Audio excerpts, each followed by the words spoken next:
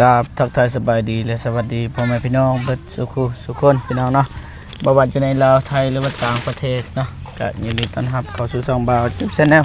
คือเก่าพี่น้องเนาะตอนนี้บ่าวเจ็บเดินทางมากับบ่าวฝนคือเก่าพี่น้องนะนี่สิมากินเอายากพี่น้องเนาะให้ไอ้สร้างเพิ่นก่อนพี่น้องนะบ่ฮู้ว่าอ้ายเพิ่นกินข้าวเรียบร้อยแล้วบ่พี่น้องนะปาเถอะโย่แล้วเรียบร้อยเลยค่ะจะลูกปิ้งเลยแหละ2 อันเนาะสบายดีเด้อสบายดีมานำกันสบายดี FC แล้วเบิดได้ป่ะน่ากินน่าอยาก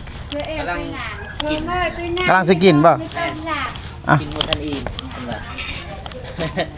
พอดีทำมาทันอยู่เฮาบ่ได้กินข้าวแต่เช้าซะมากินทันเฮาแล้วนี่ทันย่างแต่อันนี้อีกนี่ลูกติ่งมานี่อีกบ่ติ่งมานี่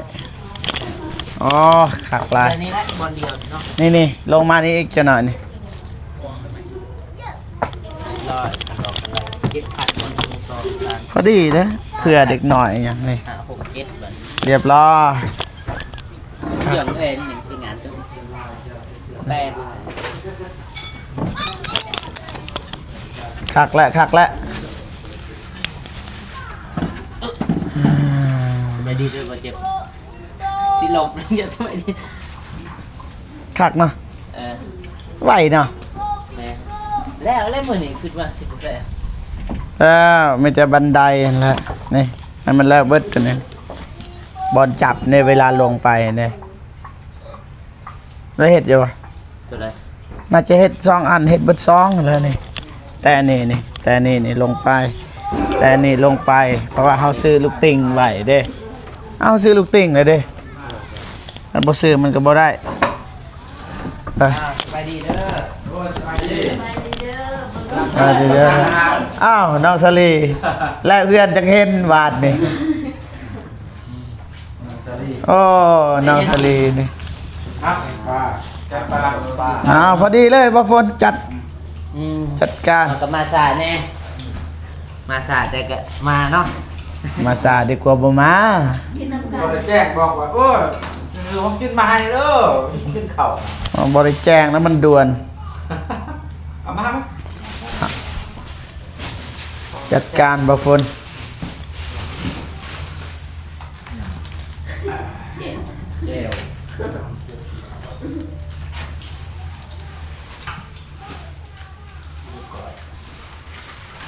ประจวบเลยเนาะว่าสิไปเวียกมื้อนี้แต่ว่าบ่ได้ไปซะแม่เราคอมือเดียวบ่ได้ไปแม่ปฏิเสธแม่จ้อยครั้งนึงในชีวิตว่าในรอบปีในรอบ1 ปีนะฟ้าได้เก็บกาแฟเด้เฮาบ่ทันไปเก็บบ่เพิ่นคือว่าบ่เจ็บบ่มีกาแฟบ่เห็นอยู่ไก่ส่วนบ่แม่นตอนนั้นมันมีหลายตอนอยู่มาก็ได้กรอบซาน้องสลีมาดนหรือเปล่าแน่มานี่เบิ้ง FC อยากเบิ้งนี่FC อยากเบิ้งเฮานี่อยากเบิ้งให้ทั้งเฮานี่อยากเบิ้งตอนใดก็ไปเบิ้งได้ลูกหลานเนาะมาเอากินน้ำกันไปบ่ฝนเซินไปบ่เจ็บกินพอยังบ่ได้กินข้าวเช้าพอดีไอ้ก็เจ็บจัดมือบ่พอต้องงานกูกินบ่มากินซ้อนแซ่บมาเข้ามาบ่ฝนกินน้ำตาลตัวนั้นคนสิกินได้อยู่ดอกตัวใดเลือดแม่ตีนก็ได้พอนต้มบ่แบ่งนี่เนาะแบ่งก็ได้ครบหน้าครบตาเลยกองอาจสิบ่แจ้งกินข้าวนำกันน้องสลีแต่งตัวมีค่ำอีกเดี๋ยวนี้มีซอยทองว่าของแท้หรือของปลอมกินเอาของแท้หรือของปลอม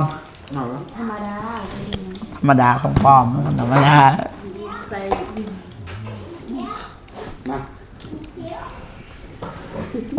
ลองซีมกันพี่น้องมายำใดกินยำนั่น พลังกองกูพลัง ดีเลยเนาะ พลัง เดิน ไม่ชวนจะกิน ไปดิครับ ตุ่ม แล้วว่ามื้อนี้เนี่ย แล้ว ถามมาแดงมัน ถ้าแต่ลูกติงไงแหละ มาแล้ว โอเคมาเลยใส่เลย มื้อนี้เรียบร้อย แมน จ่ายเงินเลย เอาแต่ว่า ดูใจ มีบ่เงิน ตาม เท่าใดรวมกับอยู่นอกเลยเดี๋ยวเขาเว้ากันนะ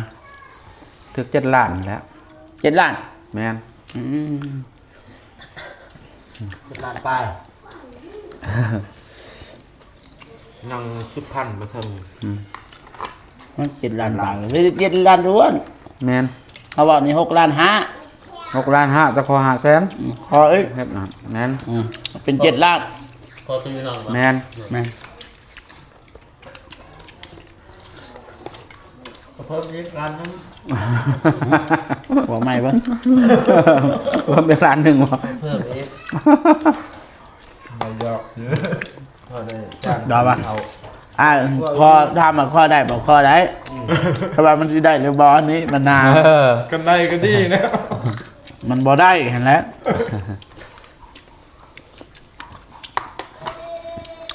ที่ไทย บ่บ่ โอ้กองหนาวะ มาพี่น้องเด้อกินข้าว ขาดน้องเดิมนั่นมือนี่ นั่นนะ ขาดน้องเดิมนี่ ขาดตลอดน้องเดิม เมื่อเช้าเห็นเพิ่นอยู่ เห็นบ่ เก็บกระเทย ดูใส่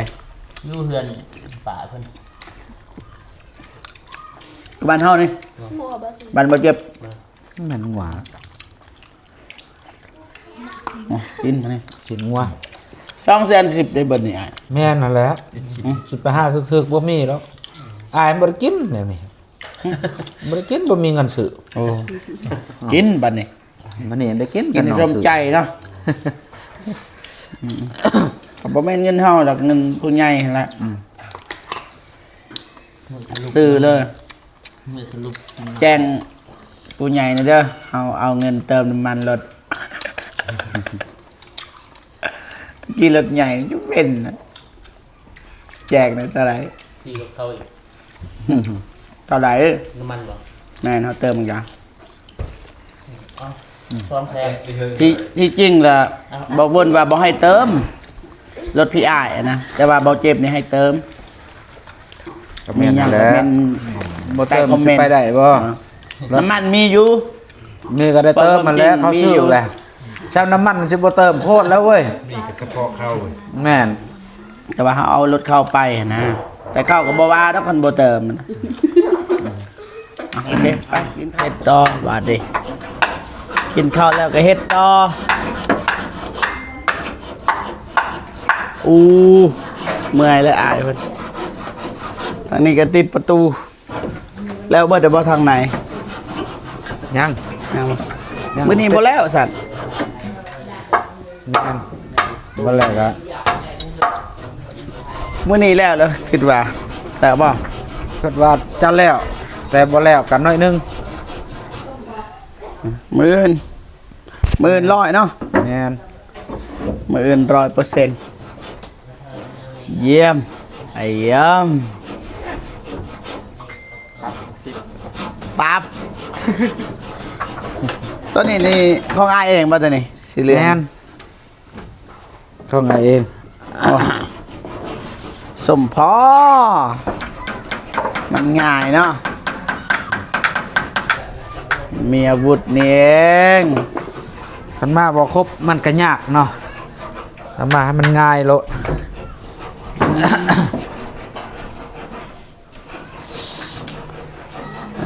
ขนาดกำลังตัดแต่ว่าตัดยาก เอาจักรขึ้นไปตัดเลยเป็นหยังบ่ถือกระเบื้องนี่แต่ก็ยาแล้ว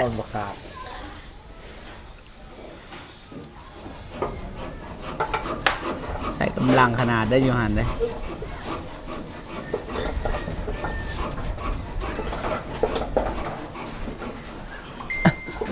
ำซาจะได้เงินคำเนาะไอ้เนาะ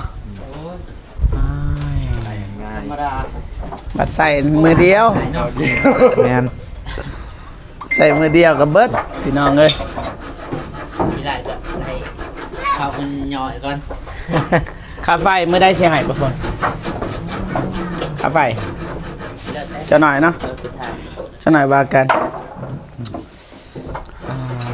ไหวเนาะ มามือนี้เรียบร้อยเลยทางนี้นี่เซตอันนั้นบ่เราจับมันบ่ แม่น เคินว่าหยัง ขอบ ครอบ แม่นขอบกันได้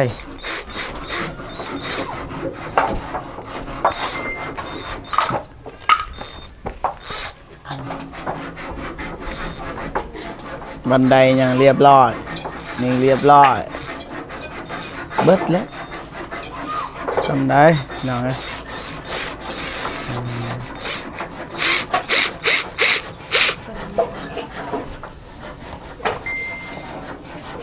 คอยปัดเหือกดูใช่ อ่ะบาทนี่มาเอาลูกติงโล่งบาทนี่งานได้ป่ะมันบ่หนักนะนี่เอาลงก่อนก็ได้ไปอยู่ได้ป่ะนี่ได้ป่ะใส่น้องสลีเด้ หน้าว่า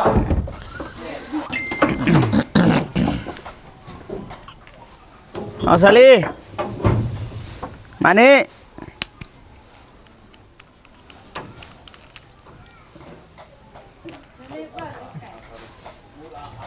ไปแล้วไป จะได้เสียแล้วเลยมืออื่นเรียบร้อยไก่แล้วน้องหานนะบุกบืนทางทีมงานเฮาก็เป็นเดือนแล้วบ่จักนะคุกกี้อยู่นี่แหละเดือนแล้วจะน้อยกับสำเร็จกับบ่ได้มานะเห็นอะไรมาน้องสลีเบื้องนี้ซอยกันมือได้สีซอยคันบ่ซอยมือนี้ฮะ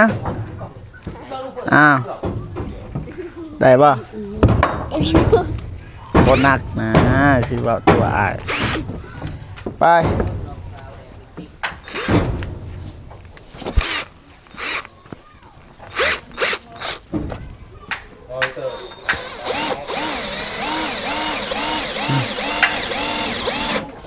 ปะปงไว้อยู่หัน ดีป่ะจำนี่จริง มันก็พอดีแหละสื่อ ไปไหนอยู่เลย ผมมีสำเนียงละใกล้แล้วพี่น้องเลยมือสำเร็จ100%มื้อนี้ก็ประมาณอยู่95บ่เลยบ่ฮู้เด้เฮาบ่ทันฮู้เพราะว่าเฮาบ่ทันติดอีหยังก็ล็อกประตูอีหยังเลยตัวนี้นะกระทาเบิ้งเพราะว่าเฮาสิถ่ายให้ FC เบิ้งจนสำเร็จบ่ เฮาสิทาสีเด้เฮาสิทาสีเองทานกับน้องชาลีแล้วมาถ่าย ถ้าเป็นบ่น้องสลีปนี่สิถ่ายรูปนี่ตั้งหน้าปกเดี๋ยวเด้อ1 2ได้แล้ว นี่แนมนี่ กล้องว่าฝนแจ้งเลยอย่างน้อยมันกีฬาแบบใหญ่มากแบบงามอยู่ ต้นน้อยนี่ได้กีฬา บ่ยอกน้องๆเพิ่นแต่เก็บอนามัยเด้อบาทนี่เก็บอันนี้เกะกะลาย เจ็บมาจะบ่ถือเตะนี่เตะ เต้นเก็บ ใส่เกินไป นี่เก็บเบิดเด้อ ครบเบิดเลยบ่มีหยังขาดเดือนเนาะ อ้าวไอ้สร้างบัตรตัวนี้ดิ นี่บ่ ทางนี้ป่ะอ๋อไอ้แดงตัวนี้ดิ จะไร นี่ บ่ได้ใส่แล้ว โอ้เพราะว่าเฮายึดแจนี่บ่ แม่น อ๋อ เพราะว่าตะบิดเฮ็ดคือน้องว่าหันเฮาสิได้ซ่องใส่ซ่องอัน บัดนี้เฮาเฮ็ดจังซี่แล้วเฮายังเอาจังซี่บ่ได้ใช้แล้วตัวนั้นเฮาก็เอามาเป็นพนักมัน โดยได้คือกัน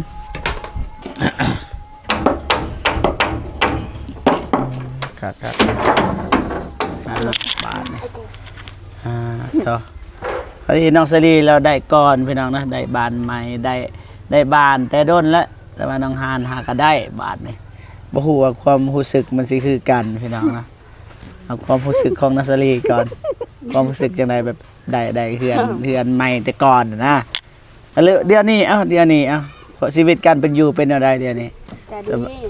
ดีกว่าเก่า ดีกว่าเก่า โดยมีเฮือนอยู่มีดินอยู่ เบิดสำนัก เก่าสุดดีใจมีคนใจบุญใจดีมาช่วย เดี๋ยวนี้มีคนช่วยเหลือบ่แบบเดี๋ยวนี้นี่ทางทีมงานเฮาก็บ่ได้มาถ่ายหยังมีบ่แบบว่าเขาเซตมาช่วยเหลือนะมีบ่เคยมีบ่ผู้ใหญ่เขาเบิ่งบางทีเขาอยากซอยหั่นนะบางทีหยังเขาอยากซอยหยังมีบ่เขาซอยเหลือหยัง บ่มี ละ โดย อ้าวกินหยังแต่ละมื้อ ก็หาเอง เองทำงานนะ โดย ทำงานเก็บกาแฟ โดย มื้อหนึงได้เท่าใดน้องสลีเอ้า เราเก่งเก็บกาแฟ เก่งบ่น้องส เก่ง ลี 200,000ปลายมื้อ ป้าสวัสดีพ่อเฒ่าดีแล้วคันสีทาให้หมูซอยมันก็บ่ได้เฮือนซานก็มีแล้วมีแต่หาบัดนี้หากิน โดย น้องหานเด้ได้เฮือนหลังใหม่ รู้สึกตื่นเต้นดีใจ ตื่นเต้นแบบบางเทื่อก็อยากให้บึง ทาง อย่าไปบ่ฝน ทางนี้กำลังตื่นเต้นเพราะกำลังได้ทางนี้เช้าแล้วตื่นเต้นทางนั้นได้ ตื่นเต้นแห้งบ่ โดย แห้งซ้ำใด แห้ง แห้งซ้ำดุด โดย ยังบ่แล้วก็ดุดๆเนาะ ดีใจ ดีใจโอเคดีใจเป็นเรื่องปกติเพราะว่าเฮาได้เฮือนเนาะ โดย ซ้ำซาคือบ่เจ็บนี่บ่ได้เลยแบบนี้คันสิได้พุ่นละ2-3สั้นพุ่นละบ่เจ็บ เคยหนอกกัน เอ้น้องบ่ แม่นบ่ แม่น ผู้นี้ลูกอ้ายผู้นี้ลูกน้อง อันนี้ลูกอ้ายอันนี้ลูกน้อง แม่ โดย อ๋อนี่พอดีพ่อน้องฮาน เป็นอ้ายของ เป็นอ้าย แม่น้องสาลี อ๋อได้บุญแล้ว จ้ะแต่ว่าน้องซาลีสิได้เฮือนใหญ่กว่าหน่อยนึง โดย แม่เพิ่นตักน้ำพี่น้องเลยดุมันขยันเพียรแม่ก็ได้โอเคมีแต่ว่าให้น้องฮานขอบอกขอบใจขอบุญกับคุณคุณยายใจบุญนะพนมมือขอบอกขอบใจ โดยก่อนอื่นหมดน้องก็ขออวยพรพวกแม่คุณยายใจบุญที่พวกแม่ที่ส่งเงินมาให้เบาเจ็บกับเบาพ้นซื้อลูกติงแล้วก็ซื้อของกินทุกซื้อของกินของยากหลายทุกสิ่งทุกอย่าง ทั้งหมดทั้งมวลเลยเกี่ยวกับบาทนี่ยัง เกี่ยวกับบ้านกับเพื่อนจงมีแต่ความสุขความเจริญปรารถนาสิ่งใดก็ขอให้ได้แต่สิ่งนั้นสมการปรารถนาหรือว่าไปใส่มาใส่ก็มีแต่คนหักคนหอมไปยอดจะได้ถึงเงินรับไปได้เงินหมื่นนอนตื่นเหยเงินแสนเฮงๆปังๆตลอดปีตลอดศาสตร์เด้ออย่าเจ็บอย่าจนเฮงๆปังๆตลอดปีตลอดศาสตร์พร้อมขอบพร้อมครัวเด้อสาธุ แล้วก็ขอบใจพวกอายเด้อขอบใจเบาพลขอบใจเบาเจ็บ มันบ่มีพวกอายน้องก็บ่ฮอดในมือนี้เด้อขอบใจหลายๆ โดยทางเฮาก็เต็มที่นะแต่ว่าหลักๆก็คือผู้ใหญ่ใจบุญนั่นแหละ โดย ดีนะบ้านนี้สองสาวขนาดก็ใหญ่มามีผู้บ่าวยังมีเฮือนเด้พาผู้บ่าวขึ้นเฮือนขึ้นซ่านนี่แต่ว่าตอนนี้ยังน้อยบ่ฟ้าวเด้อ โด บ่ ย ฟ้าวคิดเรื่องครอบเรื่องครัวเด้อยินบ่หาเงินให้ได้ก่อนอายุสูงๆกว่านี้เรื่องอื่นเอาไว้ทีหลังเรื่องตังค์สำคัญกว่าหาเงินหาค่ำเลี้ยงพ่อแม่นี่แหละไผสิเบิ่งกันถ้าบ่เบิ่งพี่น้องเนาะ